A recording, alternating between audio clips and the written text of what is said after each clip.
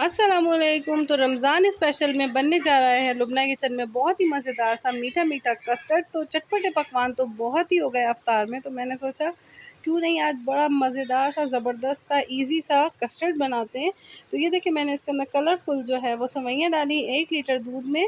अब इसको custard powder को हम अच्छे से घोलेंगे और इसकी फुल वीडियो देखने के लिए गाइज़ आपको क्या करना पड़ेगा, अगर चैनल पर नए हैं तो सब्सक्राइब कर लो और इसकी फुल वीडियो देखने के लिए मेरे चैनल का विज़िट ज़रूर करिएगा। तो गाइस बहुत ही ज़बरदस्त सा हमारा कस्टर्ड बनके रेडी होगा। अब मैंने इसके अंदर शुगर भी ऐड कर दी है और ये देखिए मैंने बनानास भी इसके अंदर ऐड करे हैं। इसके अंदर मैंने केक भी ऐड करा है। इसके अंदर मैंने चमचम भी डाली है। तो गाइस लग रहा है ना बहुत ही ज़बरदस्त सा मीठा। अब मैं इसके अंदर कस्टर्ड भी डाल दूँगी और ये देखें अब दोबारा से मैंने इसके अंदर जो है वो चमचम भी डाली है। फिर उसके ऊपर मैं ड्राई फ्रूट स्प्रिंकल कर दूँगी। तो गाइस ये देखें ज़बरदस्त सा मीठा रेडी है। अल्लाह हाफ़िज़।